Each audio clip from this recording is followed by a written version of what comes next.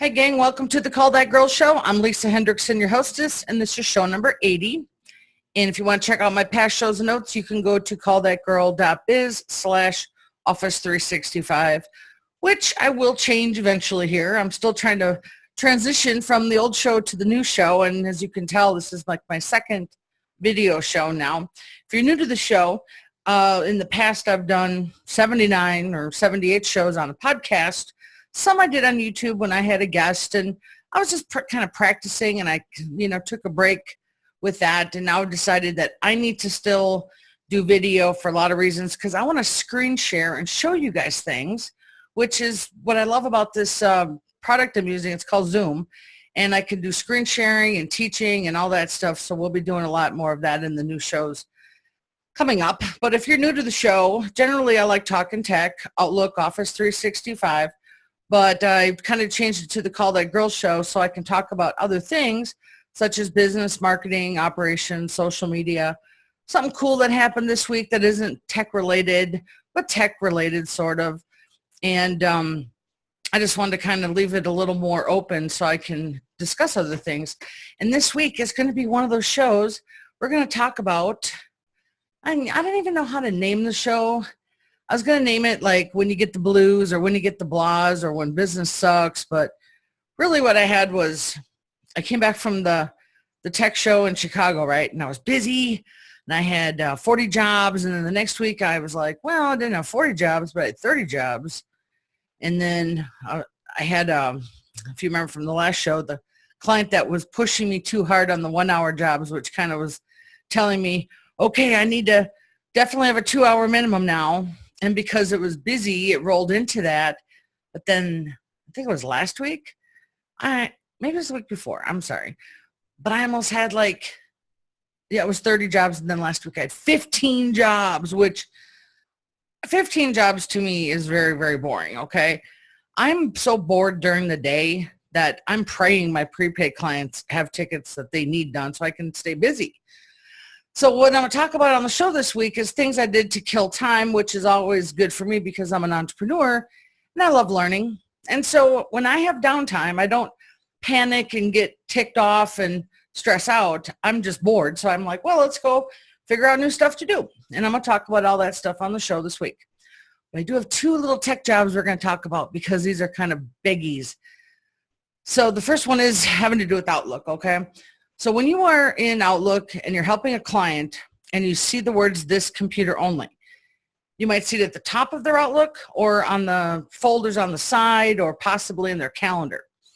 I'm going to tell you right now that if they are using this computer only for their calendar or contacts, I highly recommend you do an export to a CSV before you even do any work at all, okay? That this computer only is basically, well, here's a good way to describe it. Someone sets up their Outlook with IMAP. Let's say they have a Gmail account and they have a Yahoo account and whatever account. They're all IMAPs. Well, when they go to use the calendar, it's using a local cached copy of the OST file that was created for all those IMAPs, and it usually picks the first one that was made. And it really is not a hard copy. You can't back up that OST file and then import it back in later. It's just like a shadowed copy in there. So when there's 2 things that are very destructive about this. One is if a client, let's say their Outlook's broken and they try to set up a new profile, they might delete their old profile. And when you delete the old profile, the OST files also go away. So all that data is gone. So as a preventative thing for you as a technician, or if you're an end user listening, is to export the calendar and contacts to a local CSV file. And if I was you, I would actually make a local PST file and use that calendar and contacts because at least you can back that up with your external hard drive or your online backup. I had a client that called in this week and she had 3 this computers only at the top of her Outlook, and I was like, what is that? And she only hired me to do a specific thing. I could have spent an hour with her in her Outlook because it was kind of all crazy, but I did what she wanted, which was basically get her calendar to Outlook.com because she wanted it on her phone. And, I didn't know that when I took the job, but when I got in there, I was like, my first thought was, we got to get this out of here because that's so unsafe. this computer only is like unsafe. And luckily she was like, well, I want to do it on my phone. So I was like, thank goodness. But so anyway, that's a tip for you folks. Get that out of there, get it local, or get it to a syncing product. You know, when I see that, I try to tell clients you should use Exchange because, you know, they're using their calendar and usually they want to sync with something. Then the second thing that I want to talk about that's a little techie was I got an email from a client, and it was an email from DocuSign, and it really kind of sounded normal. And I've worked with a client before, so I'm like, yeah, it sounds like how he would talk, you know. And it just said, hey, I think it even said, hey, Lisa. Maybe it didn't. But it said, hey, can you go fill out this form, blah, blah, blah. And I was like, DocuSign. Yeah, it's probably legit, you know. And I look at it, and I click on the link because I'm a clicky person, and, you know, I'm a clickbait person as well, by the way. So anyway, I see it, and I look at the login. It's Office 365, and I'm like, what the F? Then I look at the actual URL, and it was from another country or whatever, and I was like, oh, my God. And I was like, this is not good. So I emailed back and said to the client, are you sure you want me to log in? Well, maybe I did that before I saw it. I think I did it before. And I said, yep, I did it. I checked it later. I emailed him back and said, hey, client, it's asking for my login and password to my Office 365 or something. And I was like, this doesn't seem right. And he wrote back and said, it's okay. Go ahead and put in the info. And I was like, what the fuck? I ain't doing that. I mean, I even know not to do that. And then that's when the second time is when I saw the URL for the Office 365 was bad. So then I actually got on the horn and called the guy and was like, you know what's going on here? And the secretary was like, yes, we've been hacked. And I don't manage any of my clients, you know, Office 365. So, you know, he was responsible. But I didn't even do a setup anyway. But she's like, yep, we've been hacked. We're taking care of it right now. We're changing all our passwords. And I was like, that was so weird. The guy actually emailed me back. And she's like, I know they're in his account. Now, funny enough, I was listening to a podcast from this fella. Let me make sure I got his name right. Paul. Oh, shoot. I don't know his last name. I found it. We're connected on Twitter. He's doing a podcast called Sysadmin Today. And we connected on Twitter, I don't know, last week or so. Let me go check it out. And sure I got the right. His name is Paul Joyner, and he runs Sysadmin Today. It's a podcast, and it's a nice podcast. I'm not into everything sysadmin, so not all of his shows are of interest to me, but I did put a little tip out there. More Office 365. Well, he actually does it at a bigger level, like 1,000 mailbox level and Federation and stuff like that, which is way outside my scope. But anyway, he mentioned it on his podcast, almost the same story. So be careful out there, gang, because they're getting sneakier. And what Paul mentioned and what I said is they're getting more professional, which even I, the first time, didn't look.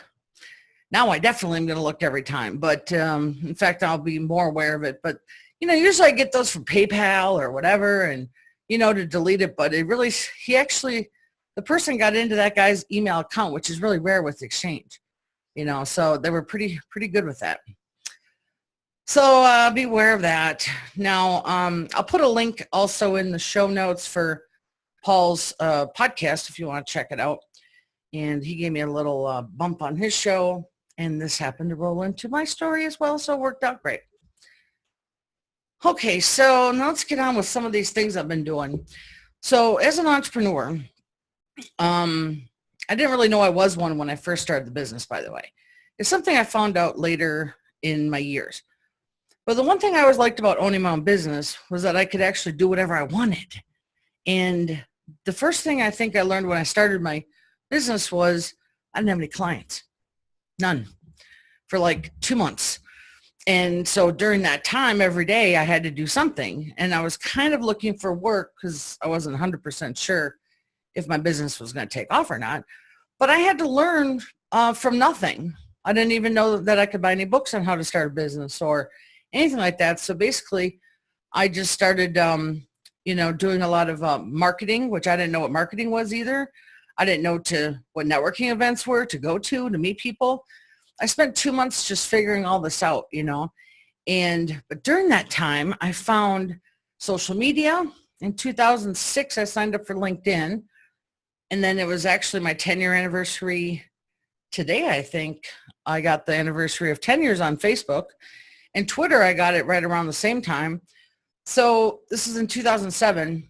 And I would have to say that that to me was really exciting because it was something for me to do with the business, which was like when I'd go to a networking event and get my whole 10 cards from people, I'd go invite them to LinkedIn, which to me at the time wasn't really a popular social media, but it was something to do. And, I just started expanding my horizons on things I could do because I owned a business and I had a lot of time on my hands.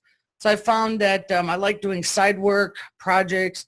Back then I loved doing newsletters and getting involved in groups and doing other things, So when I'm in a blah mood, I try to think of, well, what else can I be doing? Should I pick up an old project? Should I try to get a new idea? Should I just research, investigate? And this last week I did a lot of researching on stuff because I was like, I didn't really have anything cooking that I wanted to do. And I didn't want to bring back too many old projects, because I'm kind of over with. So I've been interested in YouTube for a while. Now, if you aren't interested in YouTube and making videos and getting content out there, it ain't your thing maybe. I did my first YouTube video in 2008, and it was the cutest little thing. And I look back at it and chuckle because I was just a little, I was smaller for one thing. And second of all, I was just so new to it. And I was just so proud I did that video, I remember. And then I kind of left YouTube for a long time.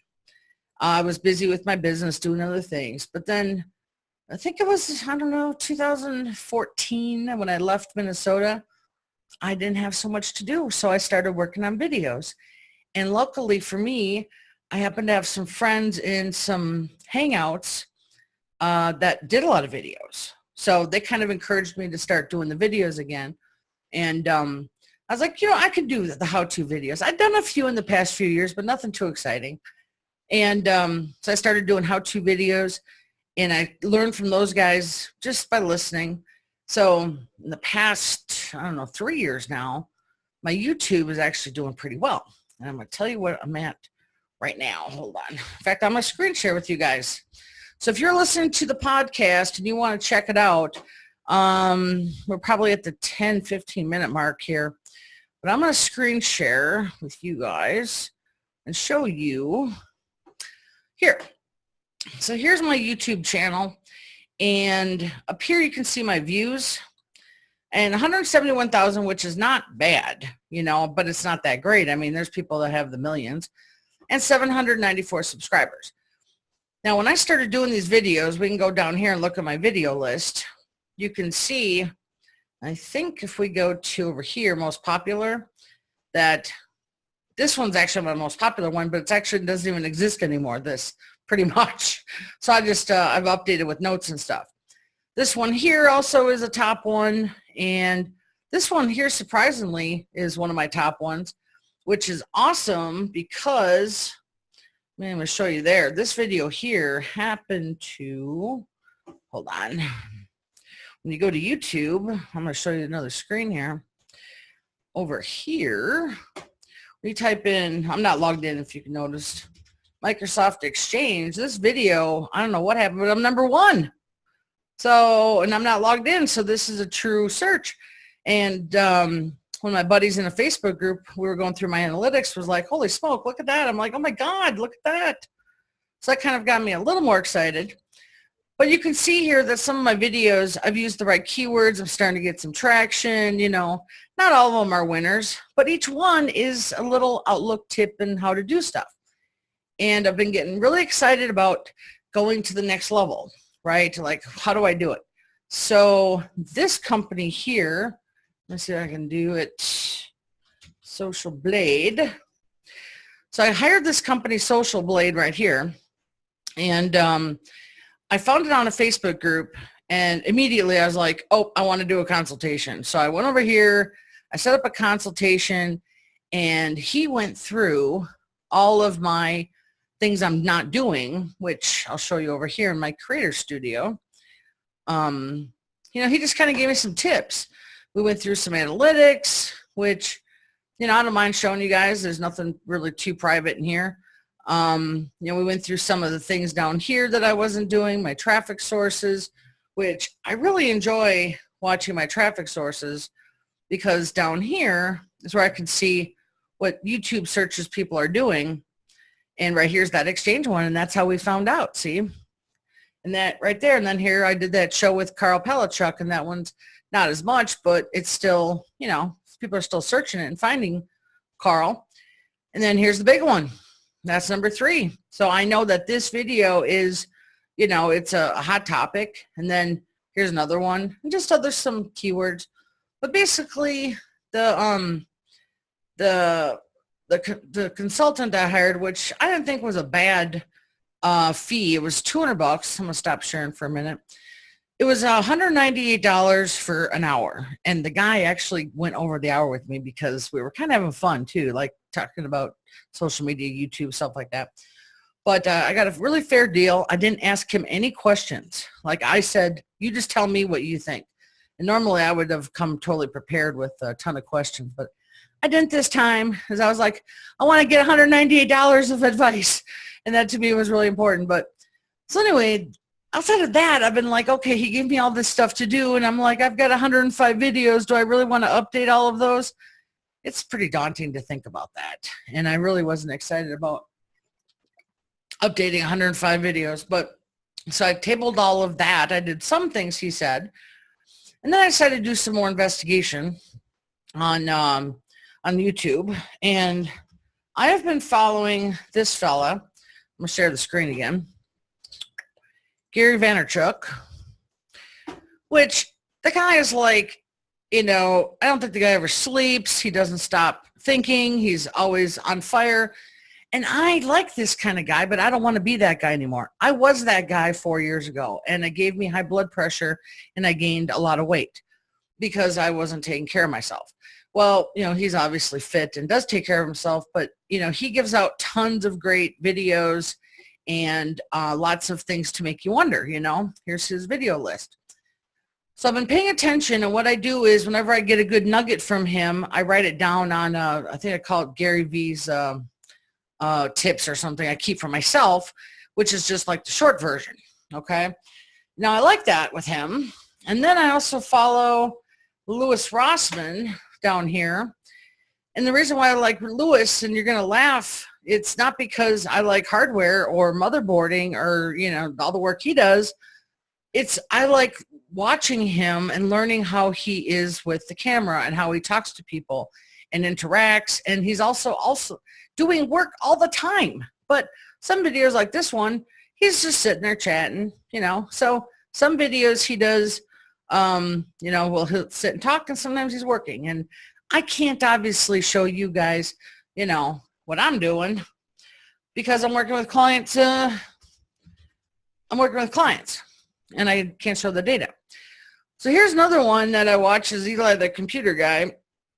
And I like listening to him. I don't 100%, you know, get everything he's saying, but I like watching him. He's got a good following. I mean, he's got, I think, 59 million views, 800,000 subscribers almost. Louis, I think, has way more subscribers, but less views. Yeah, I think he's actually just way less. But anyway, I enjoy them both. But I've been trying to, like, you know, study them, I guess is kind of the word. And, you know, I'm starting to pay attention because YouTube has a lot of things that I can do with it in terms of content and marketing. And I'm not afraid to be on the camera. And, you know, I like talking and I like storytelling. And that's really a good equation for, I think, a good YouTuber.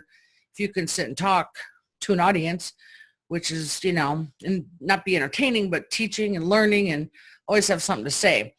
And Louis today in his video, I loved it when he said, I hate editing. And I'm like, me too. I have never enjoyed editing, nothing. I like doing straight shots, straight through. And if I have to edit it, that means I fucked up, and then I get nervous, and then I have to start over. I would just rather fuck up and keep going. Okay, so then, let me go see where else was at. So Eli's doing this thing on his channel, which I don't know why the guy needs money. He's got 59 million views, but he started a new website called Silicon Discord. And he said, hey, if you sign up, pay $5 a month, you can ask me all the questions you want. I was like, all right, well, I'm going to do it. I'll pay $5. And he actually answered my question on the air. He didn't call my name right. He called me Call the Girl, not Call That Girl, but that's right. But I asked a question, about Outlook and technicians, and you could tell he hasn't been very well versed in the latest Outlook versions, but, he answered it. And I was like, cool, well, that's a marketing opportunity. I got put on a show. But some people have mentioned to me, maybe I should have that. And I'm like, well, once I have a lot of people subscribing and following me, I have a very tiny following right now compared to these guys. Very, very low. So anyway, so I've been trying to pay attention to these guys, I've got other people I follow too. There's a lot of other people on YouTube that have their own unique character, and I like that. And I'm not ever going to try to be something I'm not. And I'm always going to stay true to myself. That's what makes me more comfortable doing even podcasting and being a guest on other people's podcasts. Be myself. Okay, so then I was doing that a lot last week. And then I got an email from a company called, oh God, hopefully I won't mess it up, Feed something. Well, they're ranked really high in Alexa. I kind of did a little spot check. It's called Feed. I'm just acting stupid. I'm sure I'll find it here. It's Feed something. But anyway, they put me up as one of the top 30 Office 365 blogs. And I was like, what? This ain't real. And I was like, this ain't real. It can't be real. Let me try to find it on my Facebook here. I put it up there. Okay, so they did. I'm going to find it again here. Hold on. And I was like, yeah, it looks real. It's called FeedSpot. So anyway, I'm going to show you guys the screen. So I can show you this page. All right, I'm going to share again. So if you're on the podcast, you got to check it on the vid. Sorry. Okay, here we go. So over here, I got on the top 30 blog list. And now, of course, Office gets the big one.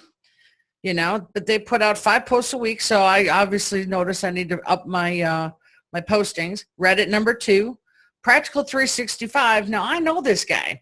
That's Paul Cunningham, who I interviewed last summer on my show, and he's rebranded his stuff actually since last summer, and I think he's done a pretty good transition because it used to be called I don't know, something else. But anyway, that's Paul right there. I've never heard of ShareGate. Never heard of these cats. Don't know that one. Of course, I heard of Google.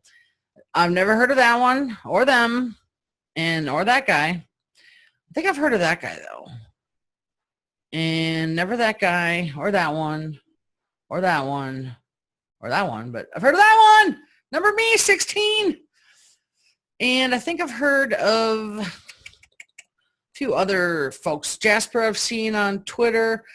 A lot of these guys are doing stuff that I totally don't even participate in. And the reason why is because I'm not going to be doing a SharePoint migration for, a huge monster company. That's not what I do. So, oh, there's a gal. I've never heard of her. But anyway, the thing I want to tell you guys is, how they got this from me? This is my YouTube channel. So I was like, sweet. So my YouTube, which I think was awesome, got me landed here, and I didn't even know that. And I had no idea. I was like, how'd they find me? I mean, I don't really blog about Office 365 100%. That's why YouTube is getting to be important to me. I'm getting some exposure out of it. And I like that I was in that list with Paul Cunningham. I got to tell you, that was a humbling moment for myself. Okay, so now when everything else is, done with me researching all day and watching all these videos and everything, I had to do some other stuff, which actually I would have to say would be real work. And that's real marketing. So I did pick back up on my Outlook troubleshooting videos for technicians. And, I got to say is I think that I told you guys on the shows before, last year in 2016, I did 130 videos. I did the 50 with Matthew Rodella. I did the Outlook training, just the 9 there. I did the Office 365 videos, and then I did the let's see, I did those. Then I did the Outlook training for text, and then I did a handful of YouTubes and a couple webinars. So I mean, I think this year, after I didn't see the videos sell as well as I wanted to and realized I was probably targeting the wrong technical market, I was like, I'm exhausted. I don't want to make any more videos. I just want to do the podcast, vidcast, whatever I'm doing now. And that's kind of all I want to do, with a handful of YouTube videos here and there, because that's what I have to still do. So then I just was like, well, look, I put in like 100 hours into these videos for text, the Outlook troubleshooting ones. I don't want to give it up.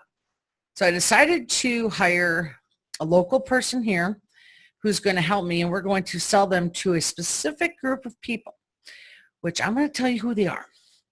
They are networking students who are going to school so they can get certified and get great jobs. Now, why you probably wonder, why would I try to give them or sell them and give them to the students? Well, first I'm going to do a pilot program where I give them to it. Give the videos to them first. I'm going to do a pilot program over the summer, like summer school. I mean, there's only 4 hours of videos. It's not a lot. And I'm going to give them a little certification because my friend Ken Dwight, who does virus remediation training, he does that. I picked that up from him. And I was like, yeah, I can actually make this like a little summer school class. But I'm not going to charge the students at first because I really want to test how they do my tech test I did, how they look at the answers, see if they want to take the class. And the reason why I picked the students is I thought, honestly, when they leave school, they're going to have a resume full of non-street smarts for the most part, let's say. They're going to have tons of book experience, lab exercises, how to build a server, how to set up an Exchange server, how to put up firewalls, all the things that they learn. But I thought, where's their Outlook training? Because a lot of them are going to go have to get their first job, which let's just say, just for the sake of getting a job, they're either going to work in a computer store, they're going to work at a help desk, they're going to work first junior level land tech, or, they're going to start somewhere at the bottom. That's how it is when you get out of school. And I thought, well, if they took my little class and they put it on their resume saying I took an Outlook course, how to troubleshoot it, would that maybe help them get into an interview, get into a job, or just something to maybe raise the bar for themselves to get higher up than the next person? So I actually hired a guy who I'm paying. And this really means a lot to me that I'm paying him to help me because I just can't put these videos down. I kind of found that the technicians who I'm friends with online, they're like, screw it, I'll Google it. I don't need it. And I didn't shove it down their throats, but I was like, well, I'm not seeing interest there. So where else do I go? And the students are my first thing. I'm also going to try to talk to some other big companies that do a lot of Outlook support, which is, honestly, like Comcast, Cox, GoDaddy, Geek Squad, those companies. That'll be down the road. But, I have to get these videos out there. They're so good, and they're very non-cookie cutter. They're not like lynda.com. They're just like me. So if anybody out there that's listening has an idea for me to get these videos, even free, to a big group of people to do some testing or whatever, please let me know. You can email me, Lisa@callthatgirl.biz. Okay, and then since I've been playing with YouTube and learning and all that stuff, I've also decided to play with some LinkedIn, Facebook, and Twitter. And I got to tell you, the new interface on LinkedIn, I didn't like it at first, but now I'm starting to like it. And I'm liking it. I don't know why, but I am, and I didn't think I would. Facebook, because I didn't have as much work to do, I started joining a bunch of crazy groups. Let me just tell you, there's some crazy shit that goes on in these Facebook groups, which I was not really aware of before. I like that I can join a group and I can unjoin a group really quickly, and there's a lot of groups out there. So if you're like, hey, I like a certain thing, go look it up, and if there might be a group out there already that is theme interest, I was really surprised this week when I started just, let's go see what's going on. I expanded my horizons. And on Twitter, I've been kind of working on my Twitter stuff a little bit too, but Twitter's always Twitter. I've got 2,200 followers. There's only one guy I'm going to tell you who he is. His name is Will. Will Hale has been a follower of mine for so long, and he retweets everything of mine. I don't know if he's got an automatic retweeter or if he's doing it himself. I don't know, but I love it. And I don't know. I kind of just put stuff out there, and I'm like, does anybody pay attention to my Twitter? I don't really think so. But I do get interaction more on LinkedIn and on the Facebook, of course. So anyway, I was in one of these new Facebook groups. This one's called, I'll put it out there. I don't want to share it because it is kind of private, but I'll tell you the name of it. It's called The Entrepreneur Hustle. Now, what's funny is there's a lot of people out there trying to hustle right now because I think there's a lot of hustling going on. But what I didn't know is that this hustle is actually called a funnel learning thing where you funnel people. It's kind of like drip marketing, I think. You create something you want to sell, and then you learn how the hustle works, which is to get these people to sign up. I'm not exactly 100% sure, to be fair. But I think this group's hustle is more about Facebook ad selling and creating and managing and developing, designing, blah, blah, blah. Yes. This guy, I'm not going to tell you who owns it, but he actually does Facebook ads for complete newbies. He sells a course. Well, I don't want to get into learning how to do that, okay? I'm totally against it. But I had spent a few days in this group going, maybe I should do some ads because it was slow. And everybody says ads work. And I was like, the thing is I can't do the Google ads because I already rank really good with all my keywords. So it'd be stupid. So I was like, well, where else can I, check something out? So I spent, a few days in this guy's group reading stuff, learning it's a hustling for Facebook ads. But then I thought, well, how about if I put an ad out and just was honest and said, look, I enjoyed being in the group. I want to do an ad, but I don't want to learn it. I don't want to take the course, but I want to hire somebody who maybe just took the course and is looking for a project. And I didn't say it would be free. I just, was hoping to get somebody not so expensive because this is kind of a group of learners. And you know what? I got a guy who's from French Polynesia, I think it is. And I kind of vetted him out a little bit, and he was like, I just learned how to do all this. I'd love to do it for no cost. We can experience this together. You just pay for the ads. And I was like, cool. And this guy is very responsive.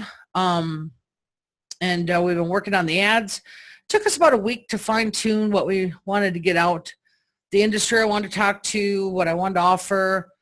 It was a really nice experience, I got to say, and I already am kind of I know a lot about this. So if he would have dealt with somebody that didn't know a lot about it, I think he would have needed to have, it wouldn't have been a good experience for him. But since I was already techie enough to do a lot of the stuff. But then after a week of doing these ads, we did the ads, put them together. Then we did one day. Now, one day is not a lot to do marketing and analytics, right? But then I was like, man, all these people on Facebook, what happened to LinkedIn? LinkedIn ads. So I went over to LinkedIn and I was checking out their stuff. And nobody in these Facebook groups talks about LinkedIn ads. So I was like, and I know LinkedIn is huge, and there's a difference between people on LinkedIn and Facebook. Now, I was in a group before and actually dropped out of it because the guy, I didn't really dig what his messages were. I'll leave him unnamed. But he was like, nobody's on LinkedIn. No one's doing that shit. So don't pay and don't put all your money into Facebook. And I was like, well, if people all think that, there's other people that do think that LinkedIn might work because LinkedIn is huge. I mean, there's so many industries that live and breathe out of LinkedIn, like recruiters and realtors. And, there's just a lot of people that don't spend their day in Facebook goofing off. They actually use LinkedIn for money. And I was like, that's where I want to be, with those people. So anyway, I was talking to my guy from the French Polynesians, and I said, look, let's go look at LinkedIn before we spend more money on Facebook. And he looked at it, and he sent me a message this morning, was like, you're absolutely right. Let's dump Facebook. Let's work on LinkedIn because what I do and who I want to reach, those people are on there during the day. They're, recruiters are looking for, people to recruit. And I was like, I have a lot of recruiter clients, so that makes sense. So I took one idea within a week, was like, yeah, we can always come back to it, the Facebook ads. But if a lot of people aren't doing LinkedIn, it's actually cheaper too, and you get You don't have to deal with this. Facebook has this stupid thing that pisses me off. You can only have so much text in an ad. So you really are screwed when it comes down to how much you can put into these ads.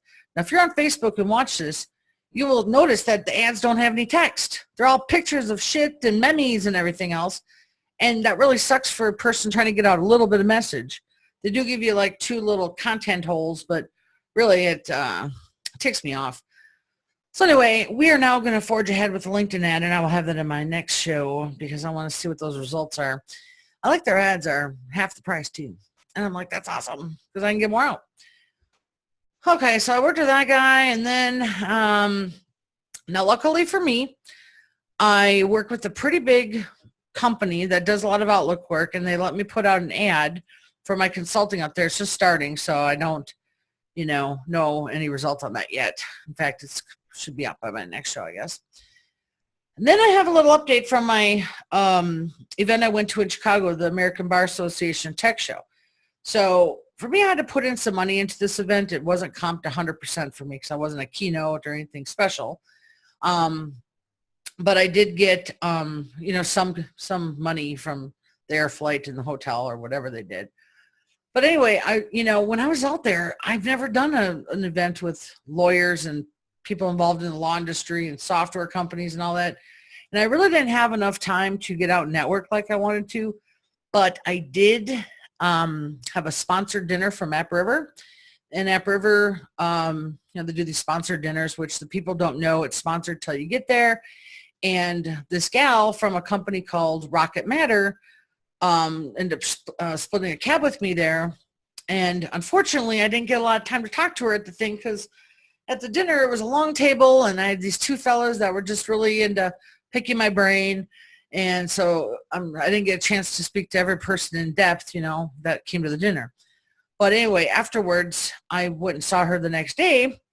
And Rocket Matter is, I don't know exactly 100% what they do. They do a lot of stuff, but they have a law software that, that their clients use for billing and court stuff. And they have an Office 365 package now. And so I went and made sure I met her the next day, and we just caught up and we said, we'll talk after the event. Well, this week she called and said, I have a client for you. I'm like, cool. Well, you know what? Talking to that client there, he happens to be a blogger. So it's kind of neat how you can take one lead to another, to another, to another. And we'll see how that goes. But that was to me an interesting thing this week, that networking and where it can get you. I was also in the GP Solo magazine of the American Bar Association. I wrote a blog called Simple Tricks to Troubleshooting Outlook Yourself. And I'm getting some hits on my Google Analytics from it. I think it'll be one of those things that sits and bleeds out. I don't even know if that's a printed publication or just online. I'm not exactly sure. But they interviewed me back in January and had me write that up. So that was a nice little bling piece. And that came out this week. And let's see. I also was told by somebody when we were talking about the videos, the Outlook training videos again, and he said, didn't the ebooks you did bring you fame and fortune? And I had to laugh because I'm like, well, I mean, I sold the books, but I mean, when you are out selling something, you have to be active to make the sales happen. It's not like you can just put it up on your website and hope for sales to happen. But it got me thinking, and I was like, I've got these other ebooks that I've done that aren't selling so hot, and they're pretty good. And the first 3 books I had out was the Call That Girl's Guide to Remote Support. Then I had the Call That Girl's Manual of Operations. Then I had Call That Girl's Guide to Social Media. Those were the only 3 books I had out for a very long time. And I'm talking like for 3 or 4 years. Then finally I put together 3 more books. One is called Call That Girl's Guide to Microsoft Exchange Migrations, Call That Girl's Guide to SEO for WordPress. And then a couple Christmases ago, I put 16 blogs out over a holiday when I was in Florida, and I put that into an ebook called How to Start a Computer Repair Business. But see, since then, I haven't really pushed those. So I thought, well, why don't I make some videos for YouTube and try to bring those 3 back to life and see if I can maybe get them back in my rotation of sales. because I was realizing I haven't been giving them any love. And that can happen when you're focused on making 130 videos, doing other things, right? So that can happen. All right, so I've been doing that, working on those a little bit. So I'll have a link in the show for you if you want to check out those ebooks. I mean, the Microsoft Exchange Migration book alone is very helpful. It's a step-by-step guide, and it's really cool. If you've never done a migration, you can learn all the stuff before you even do it, and then you get into my private Facebook group. So if you have problems, you can chat with the others. And the SEO for WordPress is just how I do my magic of my SEO. I actually give away all the secrets. All right, and then I think next week I have a webinar for a company I met at the tech show called Practice Panthers. It's about Outlook, and I forgot what the topic was. I've thought of many other things today. But I have that next week, and I'm going to see how next week goes. Let's cross your fingers for me. I want more than 15 jobs. I do. All right, so I have a little segment called Tire Kickers and Requests. And so what happened was that one lady that, kind of rushed me through the first hour. I decided to go to the 2 hour, which was $278. And last week I didn't get any bookings with that. And I like to tell you folks what's happening because you're going to learn. It really bummed me out. Like I said, I had a great week doing other stuff, but I mean, I was really like, okay, it looks like I have to go back to my 1 hour minimum. So now I'm testing a new 1 hour price because, and this is just saying it out there, I asked a lot of techs. They're all like, I'm at 150. So I'm like, well, if I'm a specialist, I want to be a little higher. And so I tested a higher rate. We'll see how that goes. And, we'll see next week how that goes. And then I'll have to reevaluate again. Might be at my max. That can happen. And everybody's like, well, if you were like $300 an hour, you'd only get that certain clientele. But I'm like, I'd only have like 2 jobs a week then too. I mean, I, run a business. I got to make money. I got to have profit, And so I'll figure out where the nice price is. But it's called testing the market. See what they'll pay. And I do have a client that booked at my new rate for tomorrow. So we'll see how that goes. But I didn't have any tire kickers and requests last week. Nothing really good. I did have one guy. He was kind of funny. He didn't really care about the money. He was like, so do you work nights? And I said, no. He goes, do you work weekends? I said, no.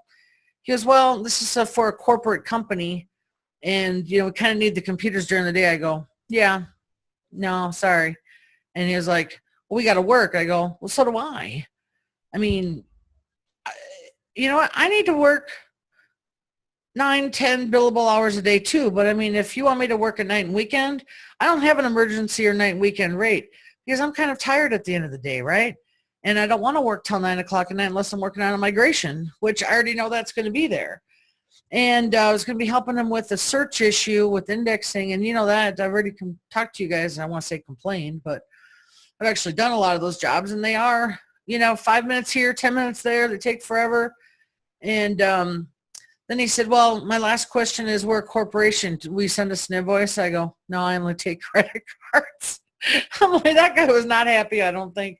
But I'm like, look, you know what? Back in the day, maybe 5 years ago, I would have said, yeah, I'll work on this weekend, and yeah, I'll work tonight, and yeah, and I'll let you invoice. But I learned from all those times that, maybe in a month, I'll want to work nights and weekends again.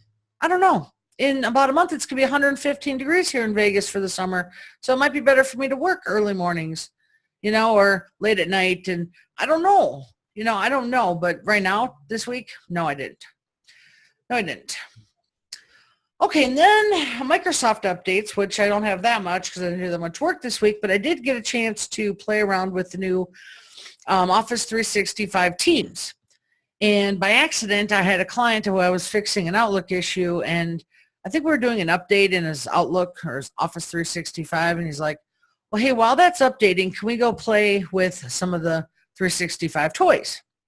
I said, sure. So I gave him a quick overview of SharePoint, and the poor guy actually had, I think, uploaded a terabyte of data to a SharePoint the year before. I was like, oh my God, don't do that. No, don't ever do that. Start small and go up.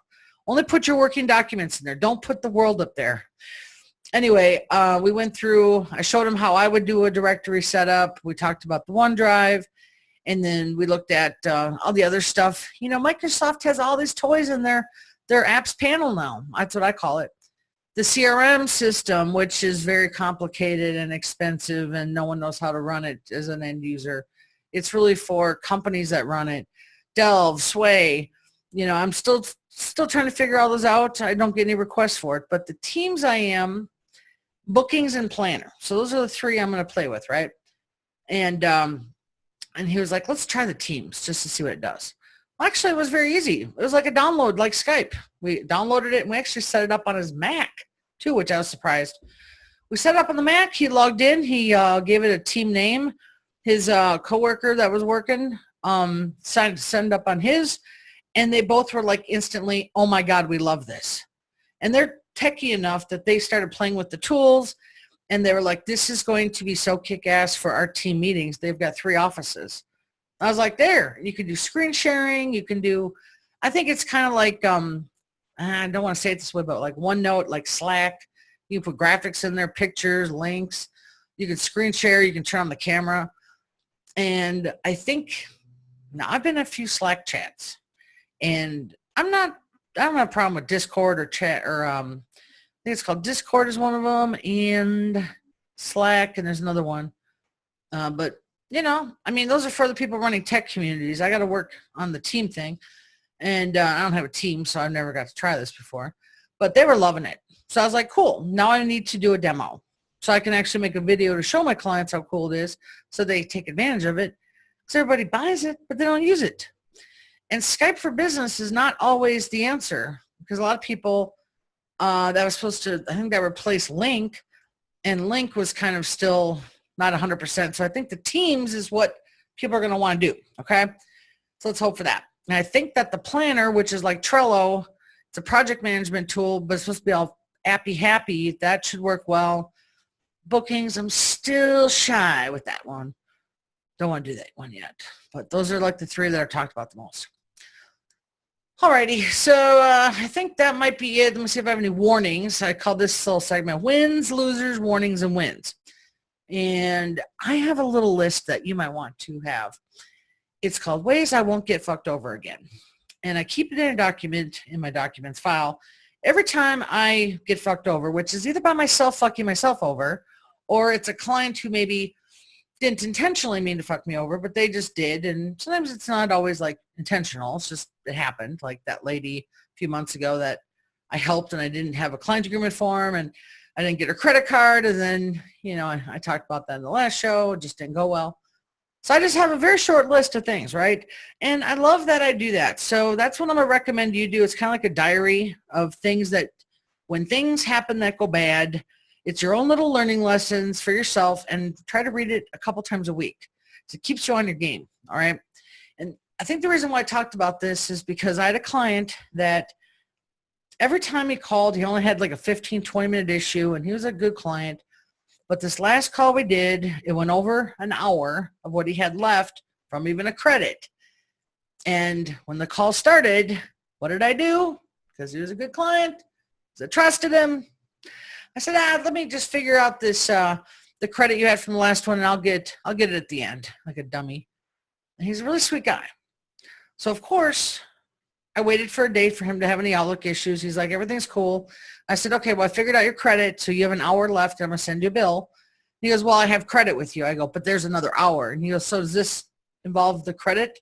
I go, yes, that's in addition to the credit. You still owe an hour. I think it was 3 emails. And I said, yes, you still owe me for an hour. And if I would have just had his credit card at the end, I would have just said, okay, that's an hour. I'm going to take it right now. I would have saved it. But I even violated my own policy. And because I was just like, yeah, it'll be cool. Well, it was also during my slow week too, and I wasn't on my game. And that kind of bugged me. But that wasn't a thing he fucked me over. That was my own fault for just not following my own policy. And that's on my list. All right, because I really don't like having one invoice out. I don't. The only invoices I don't mind having out are when I have a migration, because I have a policy of how I do the migrations. The clients do my form, and And after the former's out, I put the sale in with that burger, and after that I send out the invoice, and then I can start doing the work. And that's, you have to pay for the whole invoice beforehand.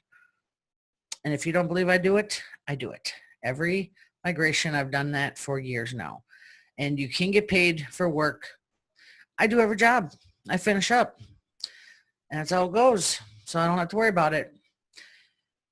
All right, gang, I think that's it. This is a long show tonight. I waited till sun came down a little bit in Vegas. It's so hot. It's 90 degrees today. It's April 16th. Whew.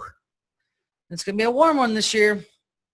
Didn't have a guest, and I am going to promise you I am going to get to that sinking tools show. It's at the bottom of my list for some reason. And no one's emailed me about it, so nobody must care. But anyway, yeah, we'll also I have to start talking about some new remote support software. I'm going to be doing some testing. I'm thinking about going with SolarWinds. I think that's the name. So if anybody really has a problem with them, SolarWinds, is that it? The MSP, I don't remember. I think it was called SolarWinds, MSP. I've heard a couple techs say they've had some bad experiences. I've heard a couple techs say they love it. What I think I'm going to start doing is start installing it on my clients who have prepaid tickets, and then I can manage their systems. I've got a huge operation down in the southern states that I work with, and it'd be so nice to have this plugged into all their computers so I can do their work without them being there. And they're kind of asking me to kind of do that too. So I need to have, which is kind of like the old LogMeIn Central. And I know a lot of the like Continuum has it and all the managed services plans, but this one here is the one I'm going to start testing soon. SolarWinds MSP, their remote support, where I can do launch it once and use it once, or I can manage it. That's what I think I'm going to do. All right, gang. Well, this has been a Heyman Hendrickson production, audio supported by Mitch Heyman. If you have anything you want to email me about or talk about, or you want me to talk about or be on the show, or know of a guest, you can email me, lisa@callthatgirl.biz. And I think that wraps it up for show 80 here, and I will see you next time, gang. Later.